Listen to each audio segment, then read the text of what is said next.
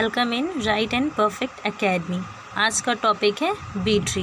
सबसे पहले देखेंगे कि बी ट्री होता क्या है, देन उसके बाद एक न्यूमेरिकल लेके उसे सॉल्व करेंगे। मोस्ट ऑफ द न्यूमेरिकल्स ही पूछे जाते हैं बी ट्री के, बस हम फर्स्ट ऑफ ऑल देख लेते हैं किस फॉर्मूले से और कैसे सॉल्व किया जाता है। तो पहले देखेंगे क्या है B tree. B tree is a rooted tree. ये भी एज अ बाइनरी ट्री की तरह ही होता है। बी ट्री भी बाइनरी ट्री की कंडीशंस को फुलफ़िल करता है।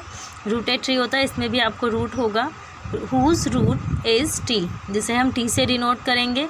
इसमें और भी प्रॉपर्टीज़ होती हैं such as every node x have the following property. हर एक नोड की प्रॉपर्टी होगी।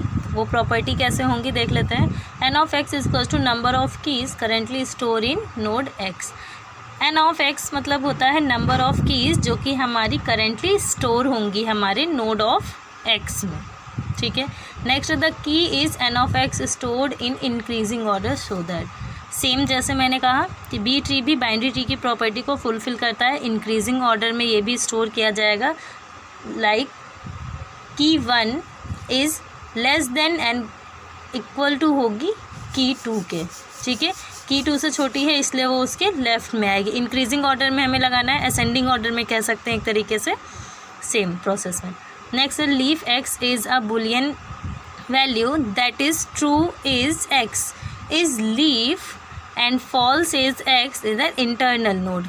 इसे हम आगे पॉइंट में समझाएंगे जब न्यूमेरिकल सॉल्व करेंगे, ओके। देन आप देख सकते हैं कि इस तरीके से ट्री बनाया जाता है, ठीक है। इसका pointer node x plus n of x plus 1 होता है। एक पॉइंटर हमेशा ज़्यादा होगा क्योंकि पॉइंट्स को डिनोट करने के लिए, लेफ़्ट और राइट को बताने के लिए। हर एक नोड का एक लेफ़्ट होता है, एक राइट पॉइंट होता है। देखिए, एक लेफ़्ट पॉइंट एंड एक राइट पॉइंट नोड को दिखाने के लिए, ताकि उसकी लीफ नोड और उसके रूट नोड को, उसके पेरेंट नोड या उसके चाइल्ड नोड को दिखा सकें, सेम एज बाइनरी ट्री की तरह। देन देख लीजिए इसमें एक फॉर्मूला यूज़ किया जाता है n/2 से, जिससे हम डिवाइड करते हैं। चाहे देख लीजिए root can have 1 to n-1 keys all node expect the root node, ठीक है। टोटल कीज़ दिखाते हैं, देन उसका सेपरेट करके दिखाएंगे कैसे हम आगे करके वैल्यूज़ को फुलफ़िल करेंगे अपने एरे में। एक तरीके का एरे ही बनाया जाता है बी ट्री में, ठीक है। तो आगे हम देख लेते हैं, क्वेश्चन आपको दिखा देते हैं। ये देखिए एक क्वेश्चन लिया है हमने, इसे हम बी ट्री के थ्रू सॉल्व करेंगे। इसका हम बी ट्री बनाएंगे, ठीक है। तो ये देखिए क्वेश्चन का डेटा है जिसका ऑर्डर 5 है। इसमें हमेशा बी ट्री के क्वेश्चन में आपको ऑर्डर दिया जाएगा, उस ऑर्डर के अकॉर्डिंग ही हमें डेटा फिल करना होता है। अब बी ट्री देखिए इस तरीके से बनता है, जिसमें हमारे 2 पॉइंट दिए होंगे। हर एक नोड के 2 साइडेड होते हैं, लेफ़्ट एंड राइट, ठीक है। क्वेश्चन स्टार्ट करते हैं। सबसे पहले स्टार्टिंग से करेंगे। सबसे पहला हमारा एलिमेंट है 74। देन सबसे पहले हम 74 को इंसर्ट करेंगे। तो इस समय हमारे एरे में कुछ भी नहीं था, एरे बिल्कुल एम्प्टी है और एरे का ऑर्डर कितना है 5।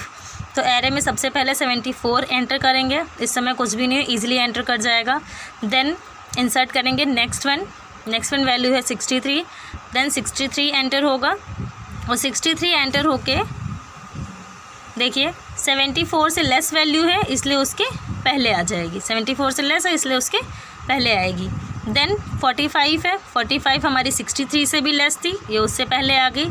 As it is increasing order में हमें एंटर करना है। पहले भी हमने पढ़ा था ऊपर, इंक्रीजिंग ऑर्डर में एंटर करना है हमें या असेंडिंग ऑर्डर में।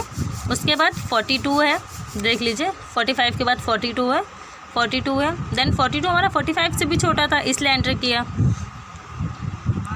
और ऊपर हम एरे की वैल्यूज़ दिखा देंगे। एरे हमारा 0 से डिफाइन करेंगे हम, ठीक है। उसके बाद आया 57। 57 42 से बड़ा था, 45 से भी बड़ा था, लेकिन 63 से छोटा है, इसलिए देखिए उसके मिड में आके यहाँ पे रुका, ठीक है। वहाँ मिड पे हमने वैल्यू फिल की। अब यहाँ देखिए हमने साइड में लिखा है कंडीशन ओवरफ्लो सो स्प्लिटेड। हमें यहाँ पे स्प्लिट करना है, देखिए लिखा है स्प्लिट हेयर। तो हमें यहाँ पे अपने एरे को स्प्लिट करना है। ऑर्डर 5 का मतलब होता है कि जहाँ भी आपके एरे में 5 एलिमेंट्स आएंगे, 1 2 3 4 5, जैसे ही आपके एरे में 5 एलिमेंट आएंगे वहाँ पे आपका एरे ओवरफ्लो कर जाएगा, ओके। ओवरफ्लो कर जाएगा मतलब अब आप कोई भी एलिमेंट उसमें नहीं रख सकते हैं और उतना ही एरे आपका ओवरफ्लो है, वहाँ से आपको एक स्प्लिट करना है। ऑर्डर 5 दिया गया, देखिए 0 से 4 तक ही हम फिल कर पाए, लेकिन उसमें भी ओवरफ्लो कर गया है। अब हमें स्प्लिट कैसे करना है, स्प्लिट करने का फॉर्मूला होता है हमारे पास। अभी जैसे हमने पीछे फॉर्मूला दिखाया था, सेम फॉर्मूला देखिए, ये स्प्लिटिंग का फॉर्मूला होता है, वो पुटिंग क्या था, ये स्प्लिटिंग का फॉर्मूला है। क्या है, n-1/2।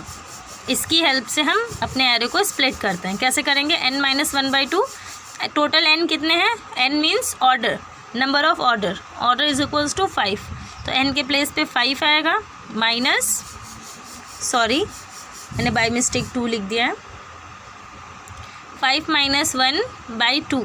देखिए यहाँ मैंने लोअर लिमिट लगाई हुई है, मतलब लोअर लिमिट, ठीक है। अगर पॉइंट में भी वैल्यू आती है तो आपको लोअर लिमिट की वैल्यू लेनी है, उसकी लेस वैल्यू लेनी है, ग्रेटर वैल्यू नहीं लेनी है। लेकिन यहाँ पे हमारा देखिए, अगर हम करें 4/2 आया है, दैट मीन्स 2 ही आएगा। तो हमें कहाँ से स्प्लिट करना है, इस प्लेस से स्प्लिट होगी वैल्यू, ठीक है। आपको दिख रही है, इस प्लेस से स्प्लिट होगी, 52 ऊपर जाएगा, देन उसके लेफ़्ट साइड में 42 एंड 45 आएगा, और 63 और 74 उसकी राइट साइड में आएगा। मैं आपको दिखा देती हूँ,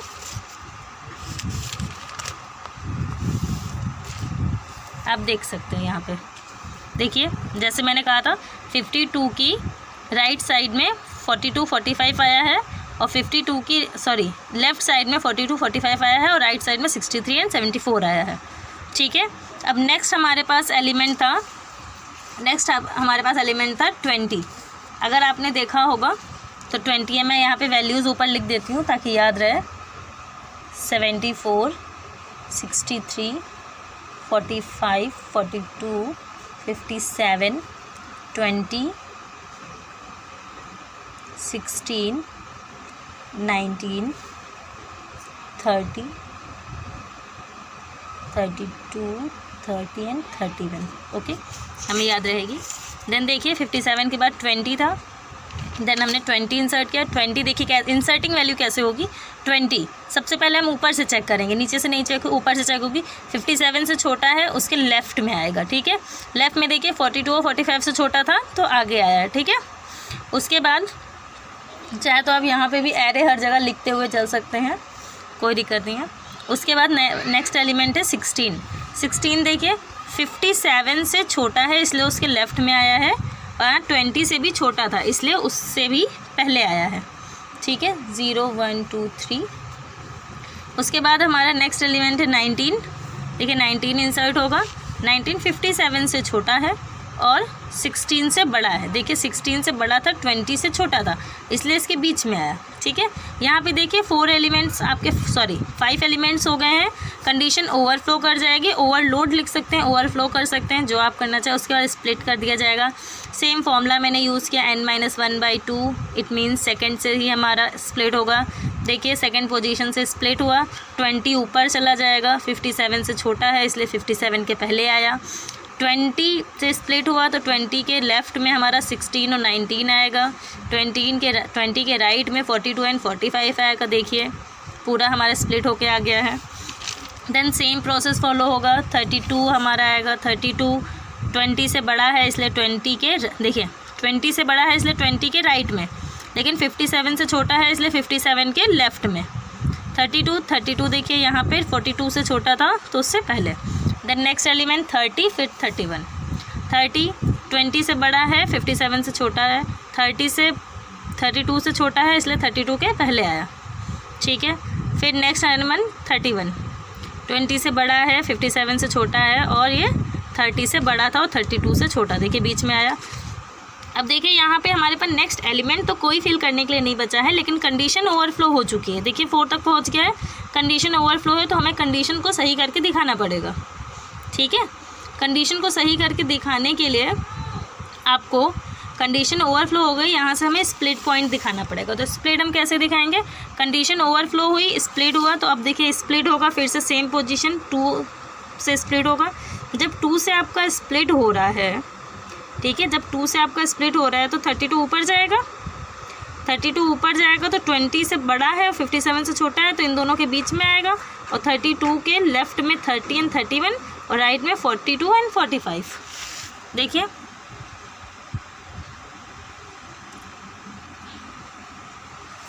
चार तरह से देख सकते हैं।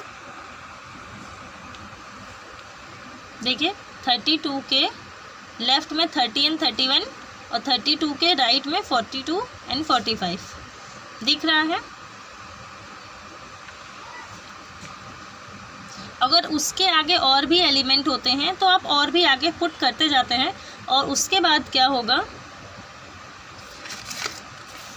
देखिए जैसे कि आपने क्या किया उसमें पुट कर दिया, ठीक है, जैसे मैंने आपको दिखाया।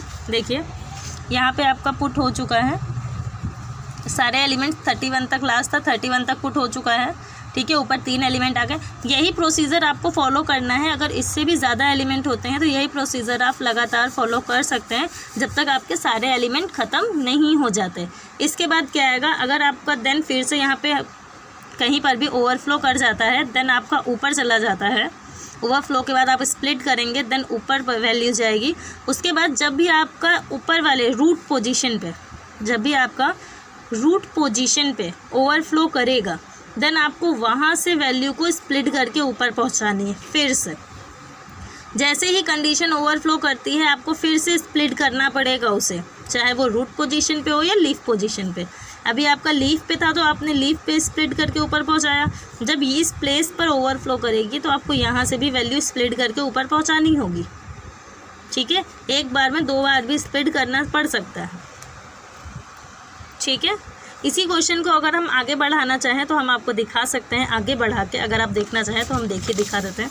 मान लिया हमारे पास नेक्स्ट वैल्यू है, नेक्स्ट एलिमेंट है 78, तो 78 हमारा 57 से बड़ा है। देखिए इसके राइट में है, 57 से बड़ा था लेकिन 74 से भी बड़ा था तो उसके राइट में आया, ठीक है। देन उसके बाद एलिमेंट है 21, तो 20 से बड़ा है, 32 से छोटा है, ठीक है। और ये देखिए 30 से छोटा था तो यहाँ आ गया। नेक्स्ट है 14, देखिए 20 से छोटा है और 16 से भी छोटा है तो उसके लेफ़्ट में आया। नेक्स्ट एलिमेंट है 11, 20 से छोटा है, देखिए उससे राइट में, सॉरी उसके लेफ़्ट में आएगा, और 14 से भी छोटा है तो उससे पहले आया।